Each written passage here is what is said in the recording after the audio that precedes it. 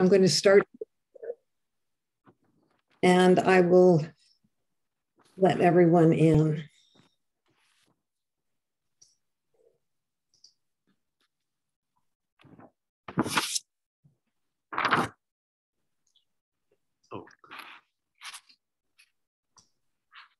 Good afternoon, everyone.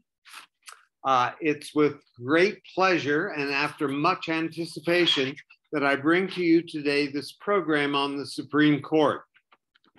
Our presenter is a good friend of ours from the time we lived at the Sea Ranch in Northern California. This goes back about 15 years. Our friendship was strengthened by our participation in the Episcopal Lutheran Fellowship, which met in the Catholic Church and has been continued even after our move to Villa Gardens.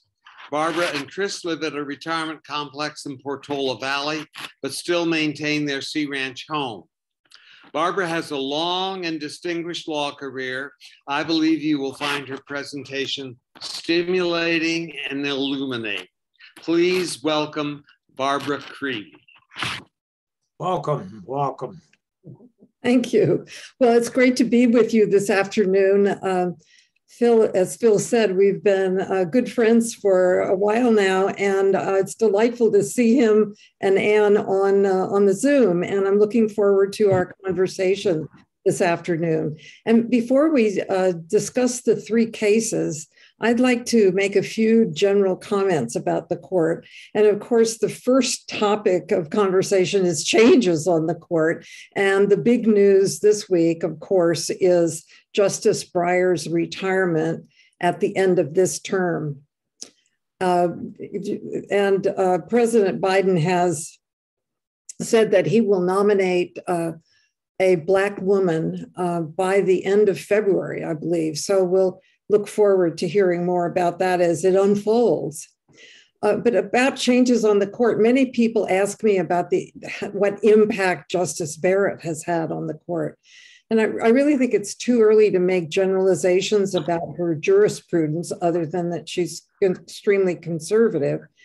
But we can note that as soon as she replaced Justice Ginsburg on the court, religious groups challenging COVID restrictions began winning cases involving facts similar to those in cases which religious groups had lost during the 2019-2020 term. It's interesting to note also that during the 2020 term, Justice Kavanaugh was the ideological median during the term, meaning that he was in the majority more times than any other member of the court. And that was a role previously held by Chief Justice Roberts. So some observers look at the court as having a 3-3-3 split, with the liberals Breyer, Sotomayor, and Kagan on the left, and then Justices Alito, Thomas, and Gorsuch on the right, with Roberts, Kavanaugh, and Barrett in the middle. Now, this is a little bit of an oversimplification because it really disguises the fact that those three in the middle are nevertheless deeply conservative.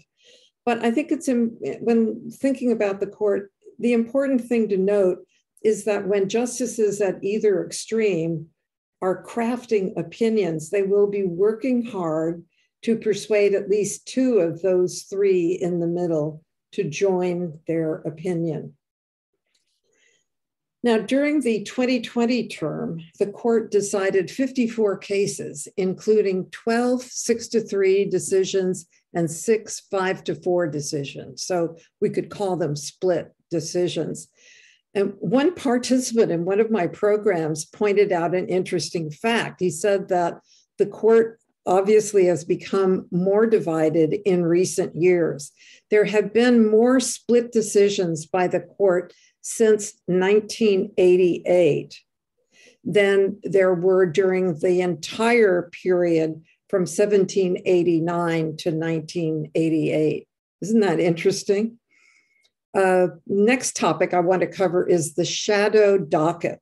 So all 70 or so of the cases on the court's regular docket received full treatment. They get extensive briefing, oral arguments, circulating drafts of opinions, and so forth. But frequently, and recently it seems more and more frequently, the court deals with thousands of other matters without any fanfare and often without explanation. And this is the so-called shadow docket, to which come emergency appeals from parties who believe that they would be irreparably harmed without immediate action by the court. For example, the moratorium on tenant evictions and the Remain in Mexico policy were dealt with in this way. Now, critics argue that this extensive use of the shadow docket for matters of national importance exposes a lack of transparency or accountability on the part of the court. I note that these orders on the shadow docket don't have to be signed and frequently don't even include any explanation.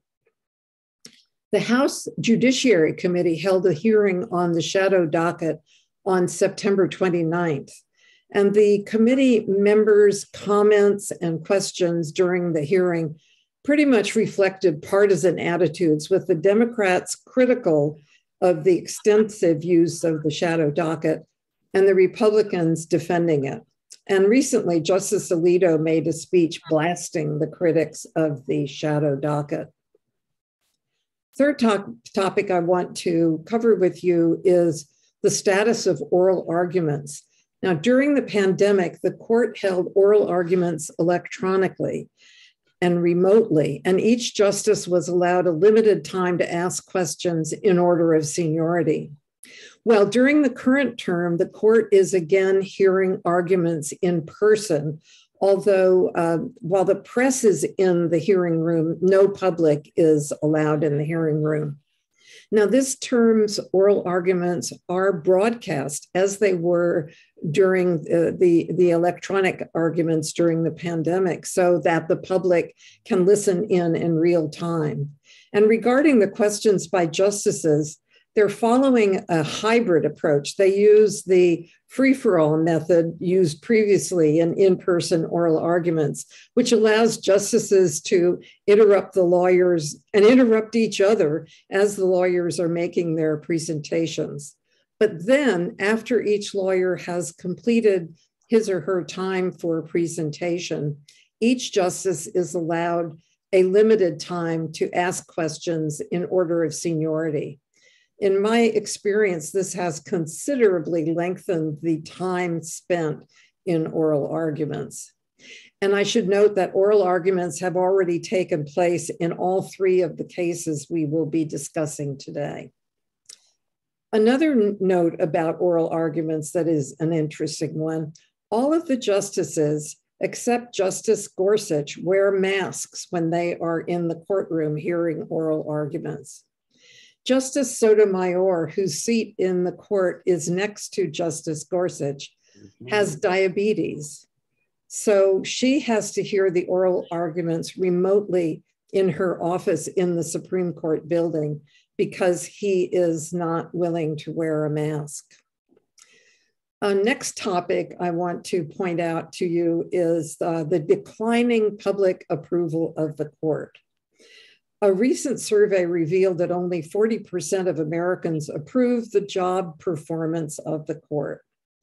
And recently, Justices Breyer, Thomas, and Barrett all have gone out of their way in public speeches to protest that the court is not a partisan organization and individual justices are not voting as instructed by the president who appointed them. I think this lack of respect for the court is shared by both ends of the political spectrum. Those on the right are unhappy because of the 6-justice conservative majority. I'm sorry, did I say the right? I heard myself say the right. Those on the left are unhappy with the 6-justice conservative majority, but those on the right may be unhappy with the court for substantive reasons because they expected during the last term that the court would overturn Obamacare and shield President Trump from investigation and hand the election to President Trump And it did none of those things. So it will be interesting to see how these opinion polls play out in the future work of the court. And then the next topic that's on many people's mind is abortion. In early December, the court heard oral arguments on the enforcement aspect of the Texas abortion law, and subsequently the court issued an opinion that indicated that there are in fact Texas state officials against whom challenges may be lodged. And that presumably leads the way to additional challenges to this law, although the court chose to leave the law in effect. But more importantly, the Mississippi abortion case oral argument took place on December 1st. And many observers predict that the court will uphold the Mississippi law, although we will have to wait to see whether it will do so by crafting a new standard that the Mississippi law can meet, or whether it will simply overrule Roe v. Wade and allow states to regulate abortions without any oversight by the court. This decision is among the most difficult the court has, if not the most difficult the court has on its docket this term. I would put gun rights right up there with it. So I would not expect that these decisions will be handed down much before the end of the term in June. So now we're going to turn to a discussion of the three cases on that we've got on the court's regular docket for the term that began in October 2021. And the court is very selective in the cases it takes. It receives about 7,000 petitions each term and only accepts 70 or so cases. Right now, there are about 64 cases on the docket, and they might add a few more in the coming months, but not many, I would predict. So keep in mind that our three cases have made it over a very high hurdle to get to the court. Now, when I'm selecting these cases, and I started working on this back last July, when I'm selecting these cases, I try to find cases that have interesting issues and facts, but are not the cases that make front page headlines, because I'm seeking to give my participants an experience that will help them understand how the court works and how difficult the issues are that it must address. So I imagine there might be a few lawyers in the group, and I need to point out that I have simplified my explanation of the facts and the issues to make it possible to fit these three cases into a reasonable discussion period. So I may not have captured every nuanced issue and most of the procedural details. So here's how we're going to proceed. I'm going to give you a summary of the facts and issues in the case, and then I'll pose some issues for discussion. And after we have discussed the case, I will ask you to pretend that you are a Supreme Court justice and vote on how the court should rule in the case. Now, I need to remind you, and I will do so again later, that justices are not expected to abstain in cases before the court. It's their job to decide these cases. So I hope you will all vote. And also, please turn on your cameras. There's someone trying to call me very, very diligently. Please turn on your cameras so I can see you while we're having our discussion. Now, we'll keep track of who's here today, and after the court issues its rulings in these cases, which might be as late as June 2020, I'll let you know how the court ruled and how its decision compared with your votes. So let's start with our first case, which is Houston Community College System versus Wilson. Now, the issue here is whether the First Amendment restricts the authority of an elected body to issue a censure resolution in response to a member's speech. David Wilson was elected a trustee of the Houston Community College System in 2013. And soon after he took office, he developed policy disagreements with other trustees, which he aired on talk radio and robocalls. He maintained a website where he detailed his concerns about the board's action. He filed lawsuits against the Houston Community College system and helped others file suits as well. And in a great many other ways, he created conflict and dissension on the board. In short, he was either a vigilant public servant or a pain in the neck. Well, in 2018, the board voted to publicly censure Wilson for his actions.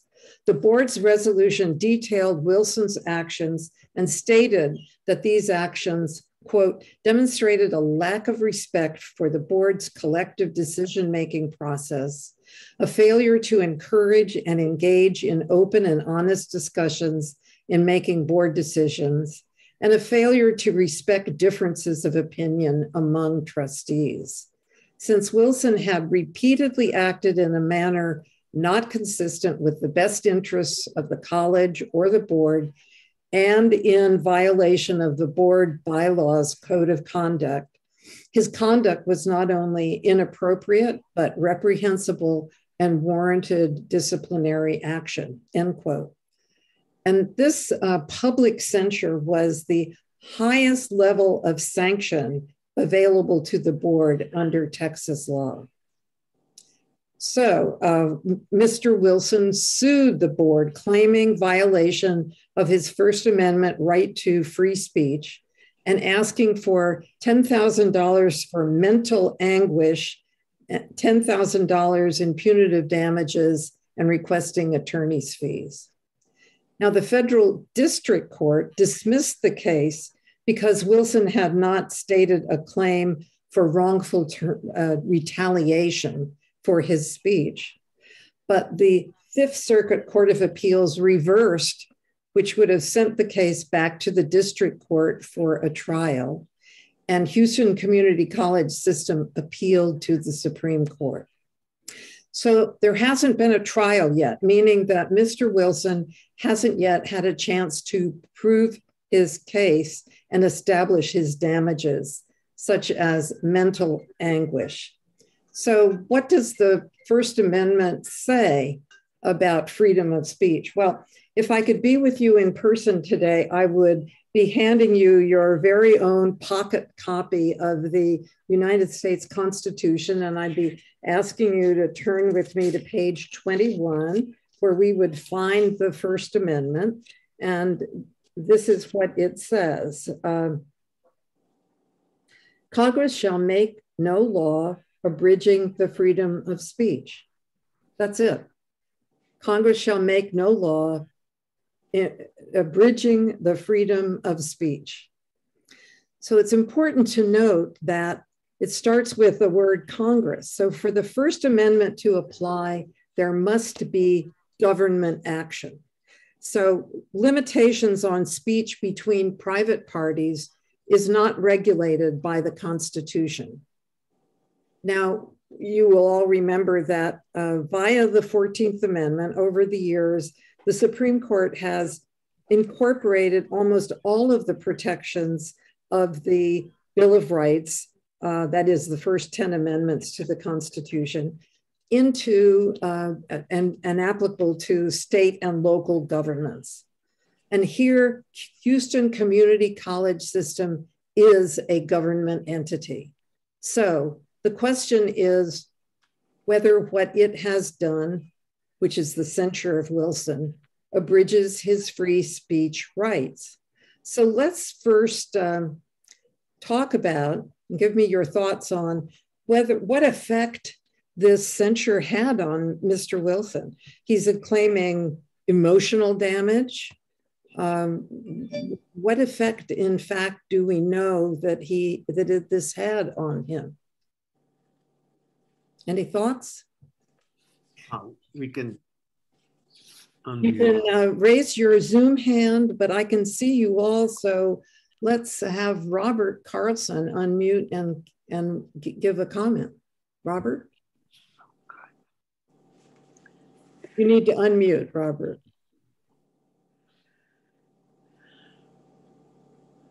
here. Okay. Yes. My very quick reaction is that when someone in that position on a board is publicly speaking against the board's majority position, they have to expect they're going to be criticized. And so it strikes me that the argument that somehow or other there's some emotional upset here because he's being criticized, which he should have known and probably did know was going to happen when he acted, quote, out of order, unquote. Are you suggesting that politicians need to have a pretty thick skin? Yeah, exactly. That's a good shorthand way of expressing. But did you notice whether I said that he was removed from any offices or committees? No. Or whether he was fined or otherwise penalized or had a spending account taken away? Yes, the spending account was taken away, but he was not penalized. Okay. I thought you said that was, and I thought I also read that they could not do any more than what they did. That was all the punishment they could offer. Exactly. So, all that they could do was censure him, and anything more like remove him from offices or removing him from the board or anything like that was not allowed under their bylaws.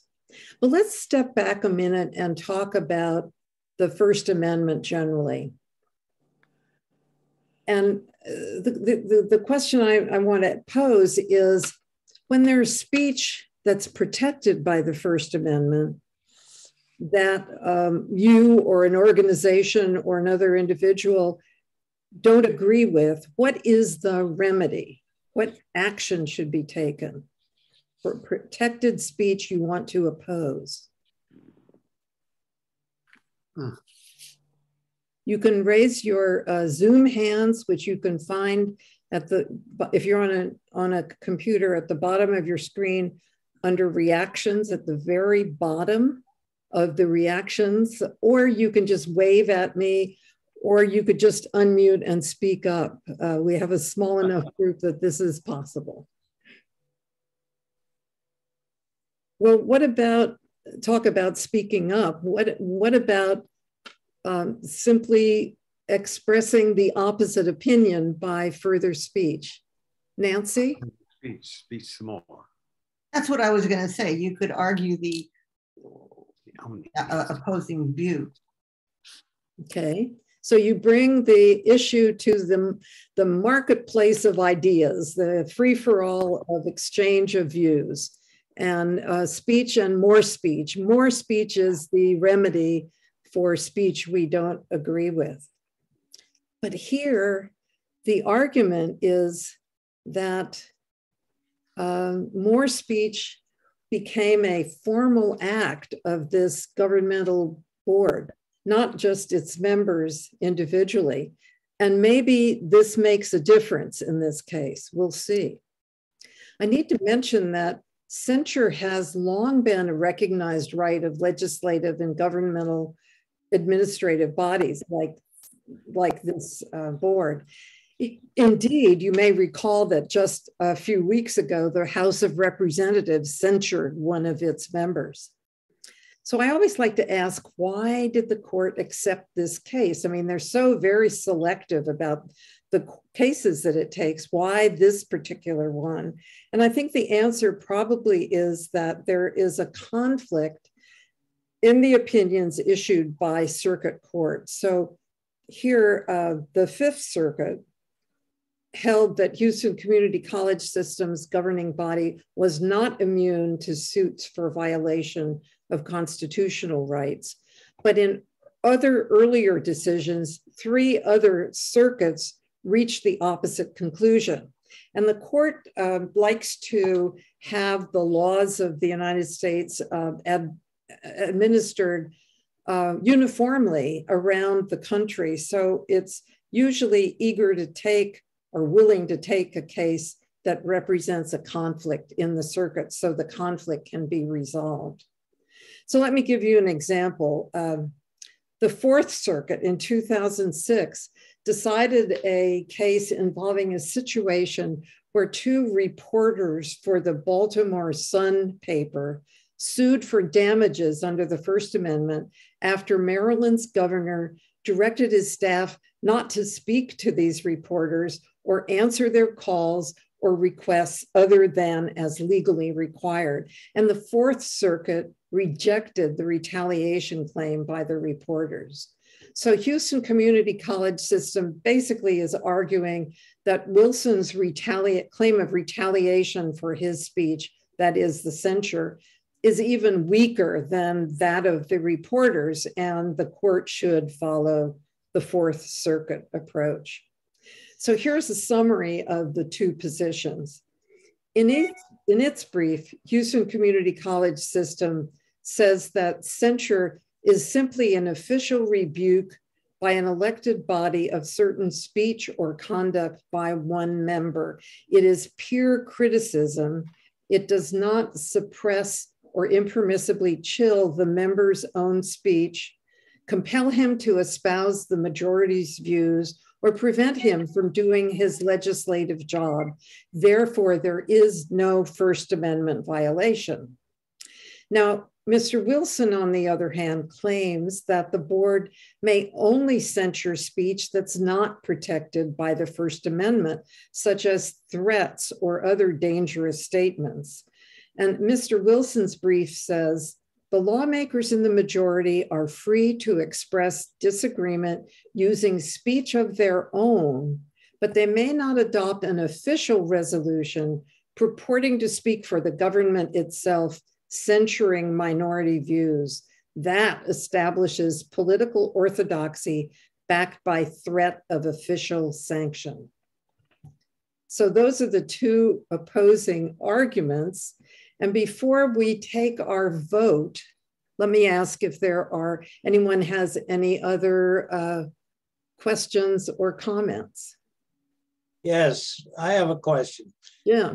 It seems to me that censure, as described in the Harvard Law Review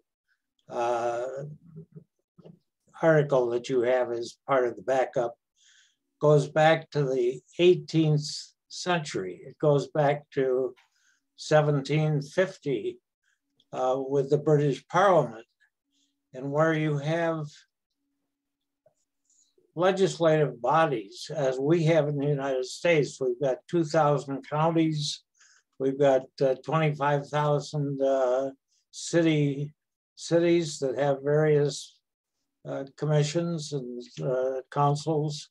There is a practice in the legislative bodies of America, at least, of using censure as a means of internal discipline. And I think that it's a reasonable means of internal discipline because it is another form of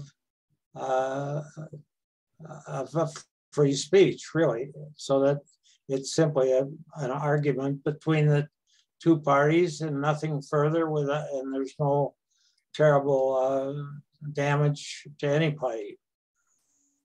That's my feeling. Thank you, Jim. Any other comments or questions? Okay, we'll take Jean and then we'll go to Dick Myers. Jean. Well, I defer to Dick. Okay. Dick, unmute yourself. Dick, or you? Dick, can you unmute? There we go. Oh, I still can't hear you, but you're unmuted. Can anyone else hear him? No. I can't. Dick, why don't you try to put your comment in the chat since we can't hear you? And I'll read it to everyone if you can type it. Jean, do you want to take up the... Yeah, I won't take long. It seems to me that someone who is part of a board that is making decisions and doing whatever boards do, who openly criticizes the board that he's on and she or he is on, should expect some kind of retaliation or censorship from that group of people that this person is willingly either run for or been appointed to serve with. It's, you know, you just don't go around criticizing the people that you are serving with, I don't think, and hope not to be brought to trial. Okay. Thank you. Well, Janice, would you like to unmute and? I noticed in the material that you gave us, references for, in particular, the Harvard Law Review, that Wilson went even further than what you described here minutes ago. Namely, he hired private detectives and investigating or surveilling the Houston college system, and also surveilling a fellow trustee at her residence. Did that figure into the arguments for censoring? Yeah, he was criticizing the board because he thought that this other board member did not live in the district for which she was elected to serve. And so he hired a private investigator to stake out her home. And that was part of what he was criticized or censured for. Yeah. One other quick comment, and that is most of us remember vividly living through the McCarthy era, and he was censored by the U.S. Congress, not just for what he did within the Congress, certainly, but for his attacking even the New York Herald Tribune and finally the U.S. Army, I believe. So that was a move of censure that he richly deserved. And I think he was expelled, or did he choose to leave? I've forgotten. He was no longer a member of Congress, I believe. Yeah. Dick has posted, censure is other speech and therefore is not government. Thanks, Dick. So let's take our vote. Now I'm going to put up the poll. It's a yes or no question. And the question is, should Wilson be allowed to seek to recover damages from Houston Community College system for violation of his First Amendment rights? So a yes vote is a vote in favor of Wilson. A no vote is a vote in favor of the Houston Community College System Board. And this will tell me how many of you have voted. Remember, no abstentions are expected. And I've got my pen poised to write down the results. So the votes are coming in. We've got about 10 more people to vote. We're getting up there. How many people are in attendance? There are 31 in attendance. Very good. Actually, there 33. 33, but I and the co-host can't vote. So anyone need any further help or time to vote? We're about at 77% of participation, and it's a pretty decisive. So I'm going to end the poll in 5 seconds and share the results. And you'll see it's not a unanimous decision, but it's 92% to 8%. So pretty definitive, pretty decisive. Okay. Now we'll go on to our next case, which is Federal Bureau of Investigation versus Fazaga. Now this case is a little more complicated. The statement of the issue of the court, by the court, is whether Section 1806F of the Foreign Intelligence Surveillance Act of 1978 displaces the state secrets privilege and authorizes a district court to resolve in camera and ex parte the merits of a lawsuit challenging the lawfulness of government surveillance by considering the privileged evidence. So that's quite a mouthful. So let's first look at the facts and then dig into the relevant legal principles. So the plaintiffs in this case are 3 members of Muslim communities in Southern California. And the defendants are the FBI and several FBI officials and agents. And the plaintiffs allege that from 2006 to 2007, the FBI uses a confidential informant to pose as a convert to Islam to covertly gather information about Muslims in their communities based solely on their religion. And this informant used various forms of investigation, including non-electronic and electronic surveillance. He attended classes and lectures at mosques. He gathered phone numbers and email addresses through face-to-face encounters at these gatherings. He collected video recordings of the interiors of mosques and homes and businesses, and he made audio recording of conversations and lectures and so forth.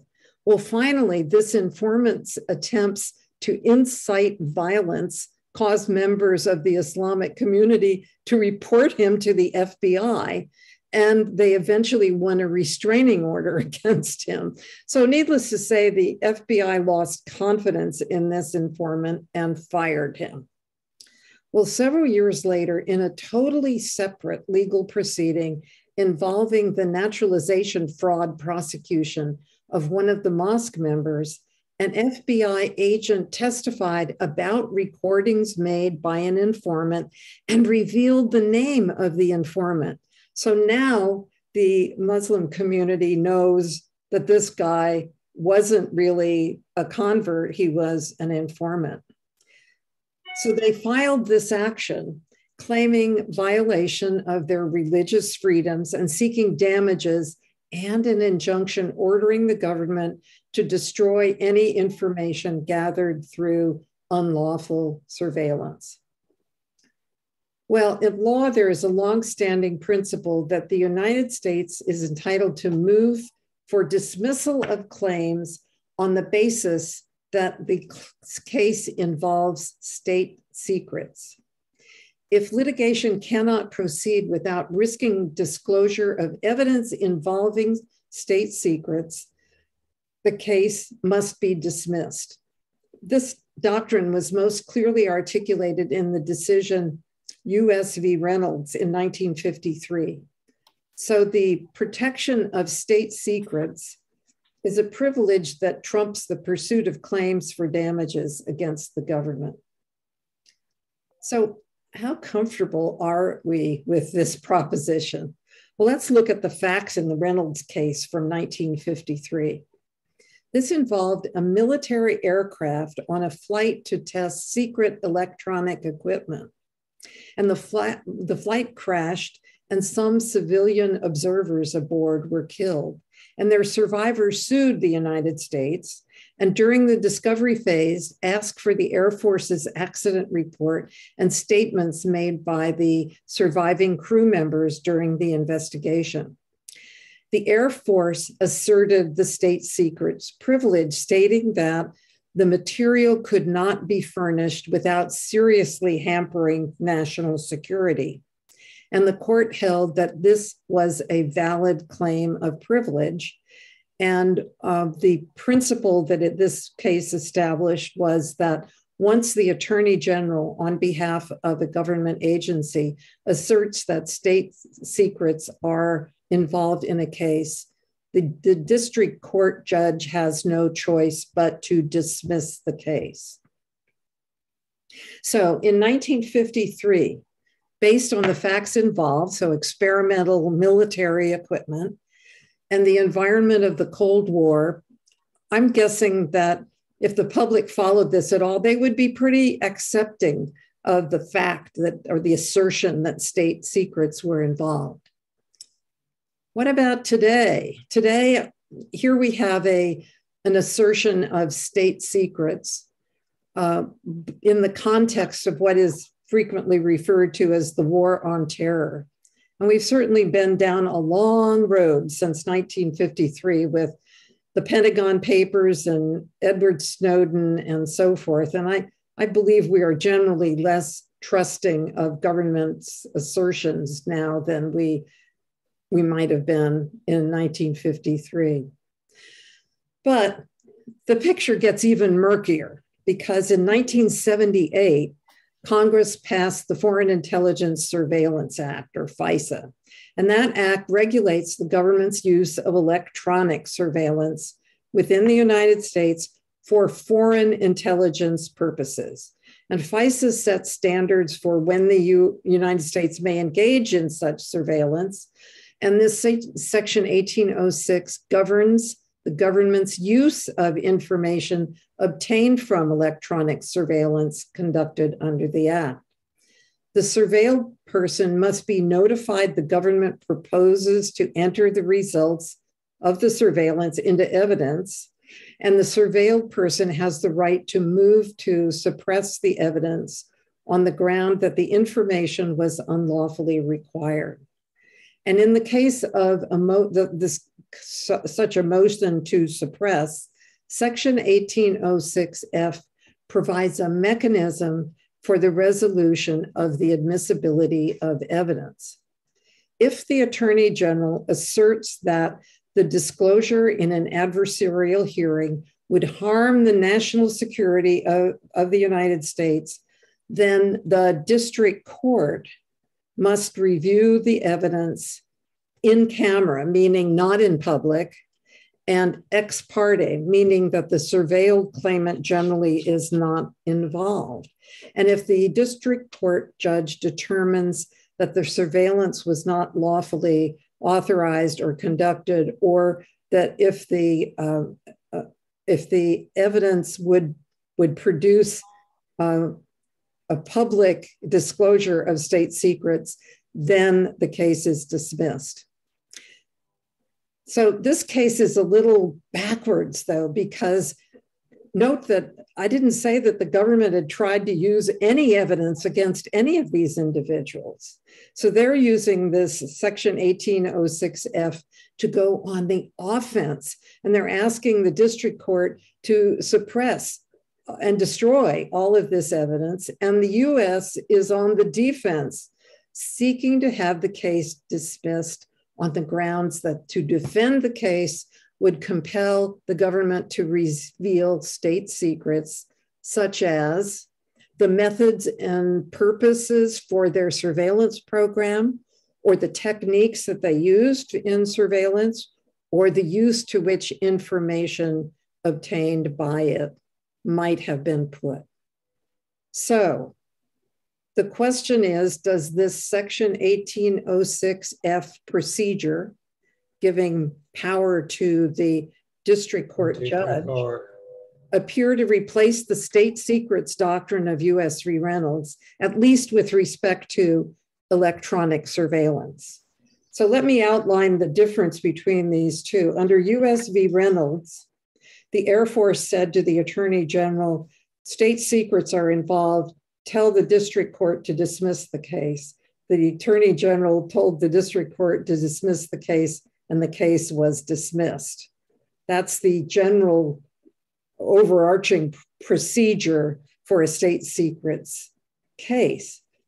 But in 1806F, when the Attorney General tells the district court judge that state secrets are involved, the district court judge then is authorized to hear evidence in private and without the complaining party or without the surveilled party that state secrets are involved. And it's the judge that makes the decision whether to dismiss the case. So let's start it's really a procedural question. Who gets to decide on what grounds? So let's just start our conversation with the question, what do you see as the difference between a court recognizing the privilege claimed by the Attorney General and simply dismissing the case versus the court holding its own in-camera proceeding without regard to the position of the Attorney General. Beerhorst, unmute. You need to unmute. I can't hear you. It gives the Attorney General the right to challenge a decision without any justification. He has a lot of freedom. And so we don't really know what the secret was. Well, we're not supposed to know the secret, of course, but he doesn't have to explain or justify, whereas the judge can look at all the facts and he makes the determination as to whether this was a state secret or not. And now the question then becomes, is he qualified to determine if it's a state secret? It's very confusing. Thank you. Those are great comments. Of course, the Attorney General is the appointee of the incumbent president. And whereas district court judges, while they are appointed by a president, they may not be beholden to the current incumbent. Any other thoughts about this procedural question? Comments?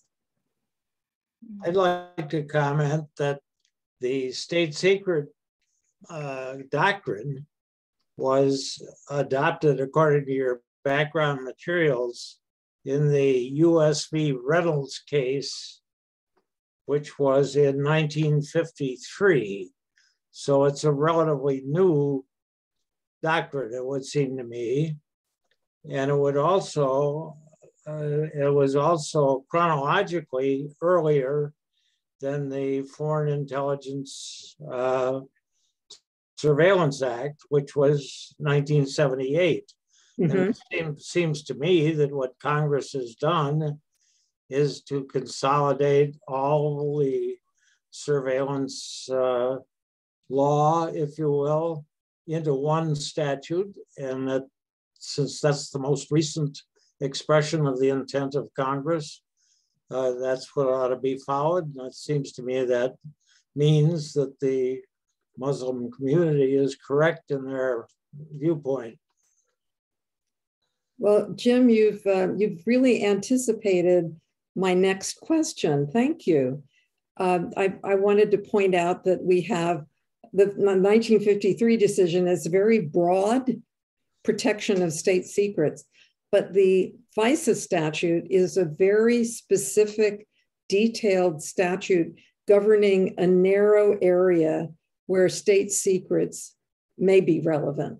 So it really raises the question, what are the functions? This is going back to, remember, Government 100 or Poli-Sci 101 when you were a freshman in college. What are the functions of the three branches of our federal government? Executive, legislative, judiciary. Anyone want to take on that assignment? It's been too many years. I bet Phil Graff could answer that one. I'm sure he could.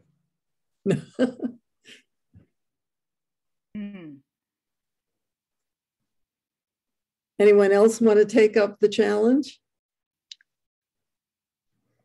Well, Jim's made the point that Congress, maybe in reaction to the Reynolds case, passed this very detailed law. It's almost like it amended the Supreme Court decision. So legislative branch makes laws, executive carries out the laws, and the judicial branch is expected to interpret the laws, but not make the laws. So it seems to me we may have sort of a separation of powers issue here, and whether Congress's enactment of that law should be given deference over the U.S. v. Reynolds case. So separation of powers is an interesting argument. So any other, before we take our vote, I'll ask if you have any other comments or questions about the case.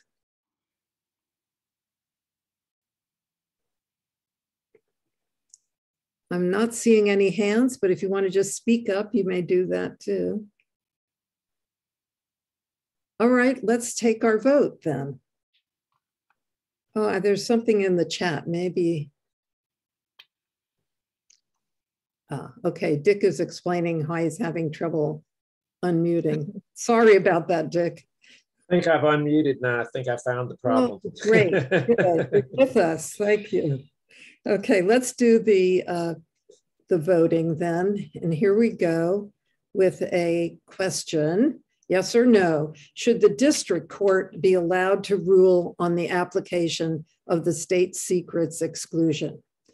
Yes or no? Yes would be a decision in favor of the surveilled plaintiffs, and no would be a decision in favor of the FBI. So I'll give you a few minutes to do the voting, and the votes are coming in. No.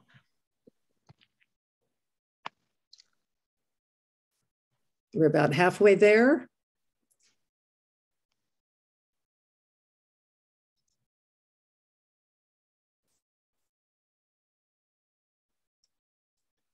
Does anyone need more time?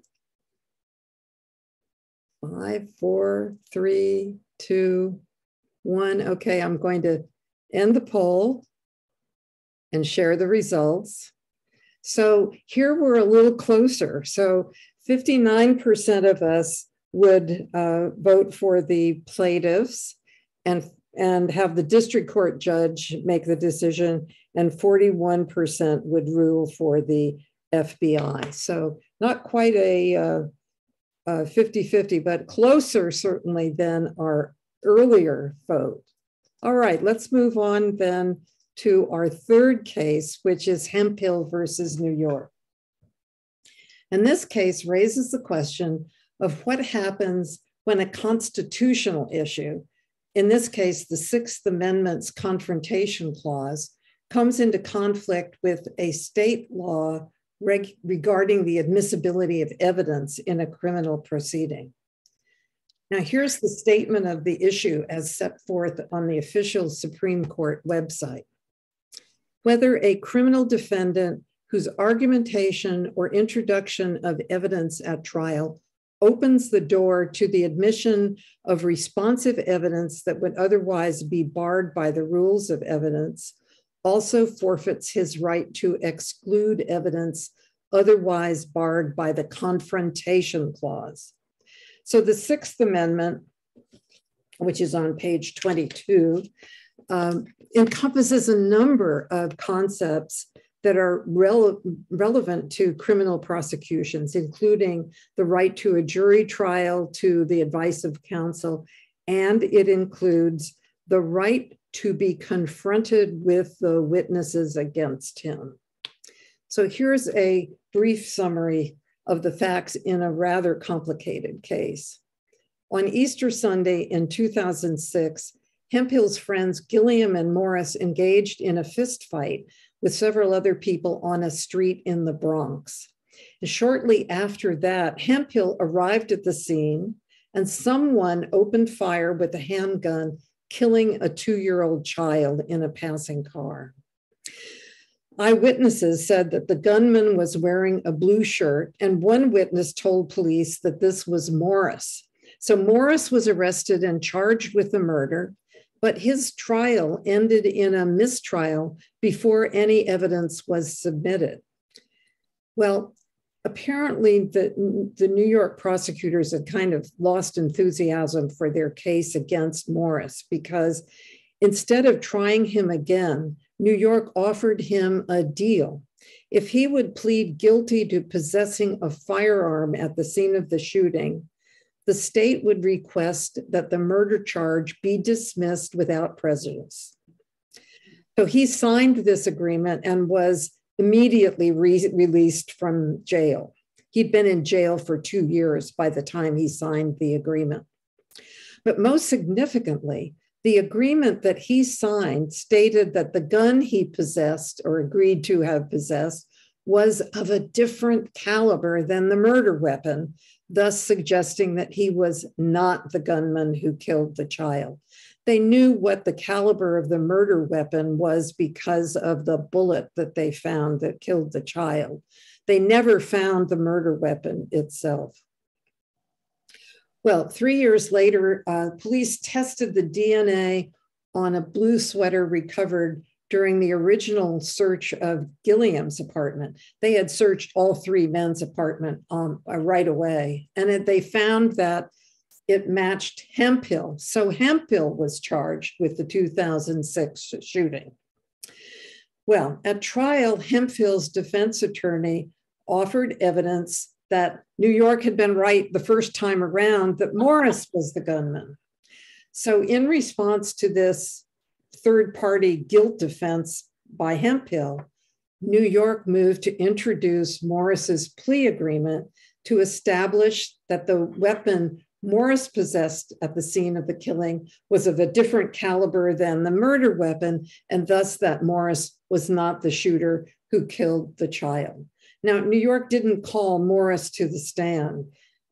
He had, you may recall, his murder charge had been dismissed without prejudice, which meant that if he had been asked whether he would take the stand, he would have said, I will claim the Fifth Amendment. So New York didn't call him to the stand. So those are a lot of facts, but here's the crux of this case.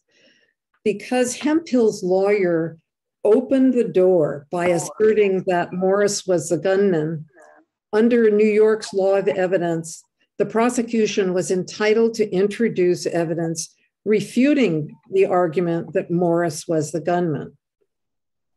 Well, at this point, when the plea bargain agreement was admitted, Hemphill's lawyer counted that admitting this plea bargain agreement without putting Morris on the stand would violate Hemphill's Sixth Amendment right to be confronted with the witnesses against him.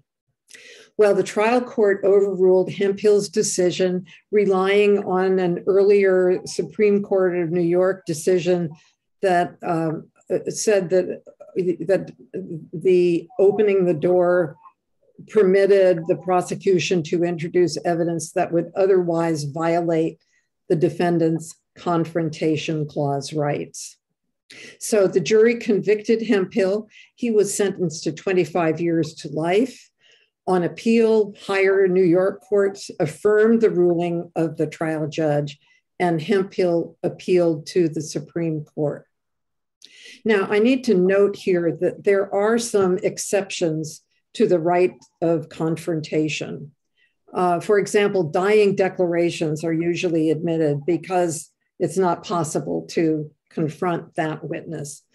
And also they're admitted, or that the situation that's involved when the defendant engages in conduct designed to prevent the witness from testifying is an exception to the right of confrontation. But neither of those apply in this case. So let's start our conversation today by asking the question, what do you think is the purpose of the confrontation clause? Why is it there in the Sixth Amendment? What were the drafters of the Sixth Amendment thinking about when they added the right to confrontation? Nancy? Well, I think it's so that the defendant can see the arguments against him and question them. So cross-examination of the witness is an important right of the defendant. And Nancy, if you were Mr. Hemphill's lawyer, would you have suggest some questions you'd like to ask Mr. Morris when he's on the stand? What would you expect to, or what did you expect to gain by signing this agreement? Well, oh yeah, I guess.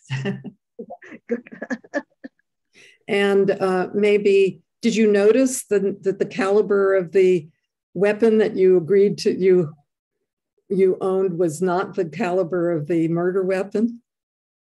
What were you thinking? Well, would he have known what the murder weapon caliber was? Well, if he was the murderer.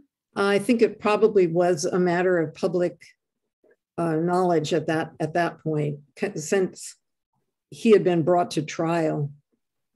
Oh, that's right. He'd been through, yeah. There never was a trial, but there were proceedings leading up to a trial.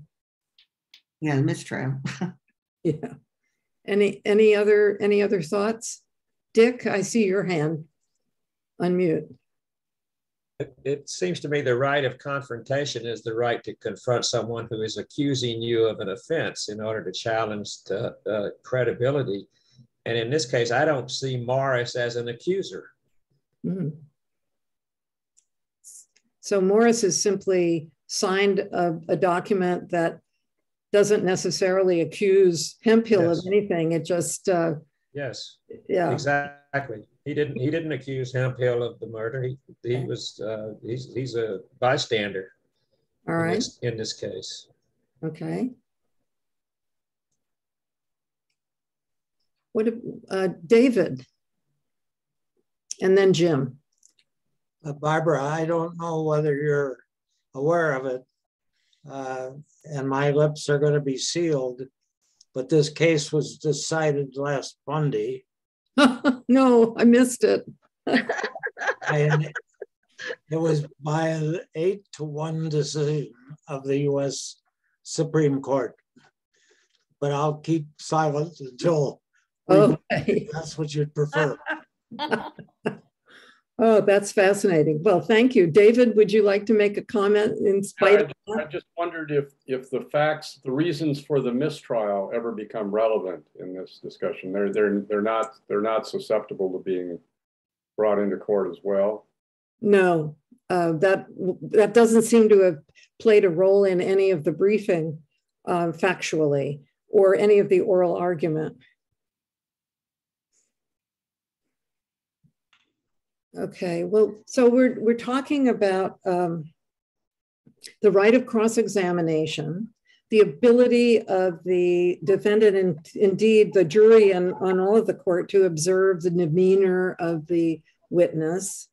It's really about the reliability of evidence that the Confrontation Clause is designed to support, the reliability of evidence in a criminal proceeding. And in Great Britain, there was at the time when trial by affidavit was allowed, meaning that someone could be convicted of a crime simply because someone else went to a judge and signed an affidavit accusing them of the crime. And so the Confrontation Clause is really there, I think, to refute or prevent the possibility that we could have trial by affidavit in this country. So do we have any other comments or questions about this, this decision, this case, before we take our vote and then reveal how they voted?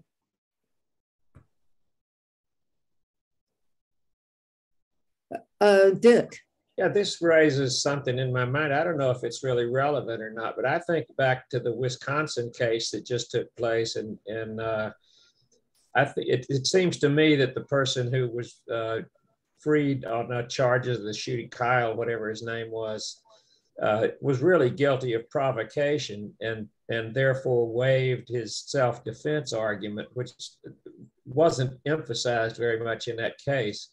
But it makes me wonder, in this case, is the lawyer for Hemphill, is he basically provoking something that he can then use as a defense? And is that an appropriate comparison or not? I mean, I'm reaching a little far, but that's what it brought up in my mind. Well, there were indications during the oral argument that that the state of New York thought that Hemphill's lawyer had engaged in some kind of subterfuge or misconduct. And when the person who was arguing for New York was asked by one of the justices to detail that, the lawyer simply said, well, you can refer to page 15 of Appendix C of our brief, which was, I think, a really lost opportunity. So I can't wait to get off this call so I can go read the court's opinion. But you can tell it's been a busy week for me because I missed that completely. So let's take our vote and then we'll have our answer. All right, yes or no, should Hemphill get a new trial at which Morris's plea agreement is excluded from evidence unless Morris testifies? So a yes vote is a vote for Hemphill, a no vote is a vote for New York. It's confusing. Throw that. No. Oh God, Carol. How can anybody decide that? No, no.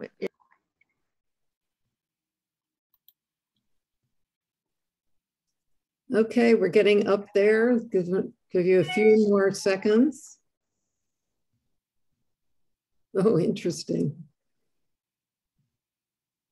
All right, I'm going to end the poll and share the results. And look, we have an exact split decision. Oh my. 50-50. So I think that. Do you like me to give you the result? Yes, but let me just make one comment before we call on you, Jim. I think that Dick's comment about how the significance of this evidence not being an accusation might have been very influential in this group, because I have to say that most of my other groups have not been split like this. They've been skewed definitely in Hemphill's favor. So Jim, now tell us, 8-1 in whose favor? The decision was handed down last Monday, which I think was January 20th, and it was in Hemphill's favor. The vote was 8-1 on the Supreme Court in favor of Hemphill. Okay. In other words, for the number one vote in your poll here. Okay, all right. Well, thank you. And that's very, very interesting. I usually am wary of continuing to make my presentations into February because the risk that cases get decided, and this just illustrates that potential. Now, before we wrap up, I have one more thing I would like to tell you about. And this is something that is kind of entertaining. It is not official in any way, but did you know that there is a website on which you can find predictions about the outcome of Supreme Court cases? So the acronym for the court is SCOTUS, Supreme Court of the United States. So this website is called fantasyscotus.net. So I thought you might like to hear what the predictions were of our three cases. So Houston Community College System, they are predicting a 9-0 decision to reverse, which is a decision for Wilson. And FBI versus, sorry, it's a decision for Houston Community College System, which would be consistent with your vote.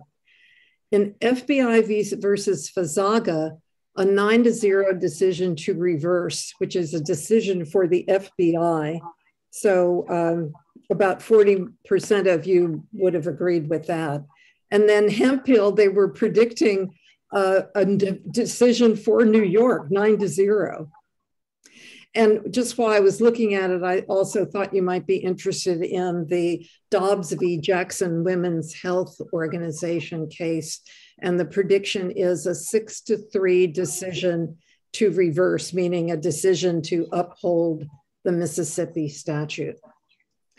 So that is my presentation for today, but I would be happy to stay and answer any questions or comments that you have about the court or anything else. Judith, I see your hand. Unmute yourself. Can you hear me now? Yes. Could you give us a little feedback on how the cases are chosen? You touched upon it briefly. It sounded like universality country-wise. Can you give us any more feedback on that? Yes, so when these petitions, 7,000 petitions come in, the process is not public. I think that generally speaking, the justices rely heavily on their clerks to analyze the cases and make recommendations about the ones that should be taken. They are more inclined to accept cases, as I said, that involve conflicts in the lower courts, and also cases that have broad implications rather than simply the facts of one case. So it takes, so then they come to a conference, and at the conference, they're going through all of these petitions, and it takes 4 justices to agree to take a case. So they don't have to reveal how they would decide the case. There could be 2 justices who want to go one way and 2 justices who want to go the other way, but 4 justices to get it on the docket for the next term, or in the case of cases that were added after the term began, they can still be heard in the same term. Does that help, Judith? Yes, thank you. Mm-hmm. And then, of course, once they're accepted, then all the briefing starts, and of course, in many cases, there are other parties who are interested in the outcome, and they're allowed to submit what are called friend of the court or amicus curiae briefs. Robert. Yes, may I raise a different question? Of course. I don't change the subject, but I'm interested in the Shadow Docket, and you mentioned that there is no opinion. However, I have some sense that if there are a couple of people who don't agree with that they can write something that will actually be made public. Is that? Yes, absolutely. So it's possible to have a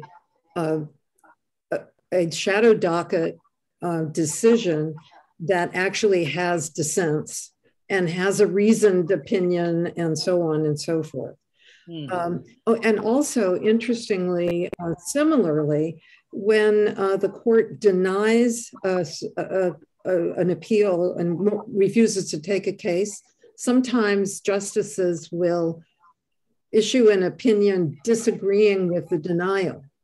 And frequently, that's used by the justices to send signals to the litigants out there that this case wasn't the right one, but I'm going to describe for you now the case I really want to decide. And so they kind of send signals that way about what cases they would be more likely to accept. So those more informal opinions can be very influential in shaping the docket of the court. And I think the way you're describing this, I have the impression that each of the justices can send the signal that they want to through some mechanism or another in those situations. Yes, they all have the right to dissent or to simply comment. Yeah. Yeah, I guess it's probably not formally a dissent. It would be I disagree, and for these reasons. Yeah.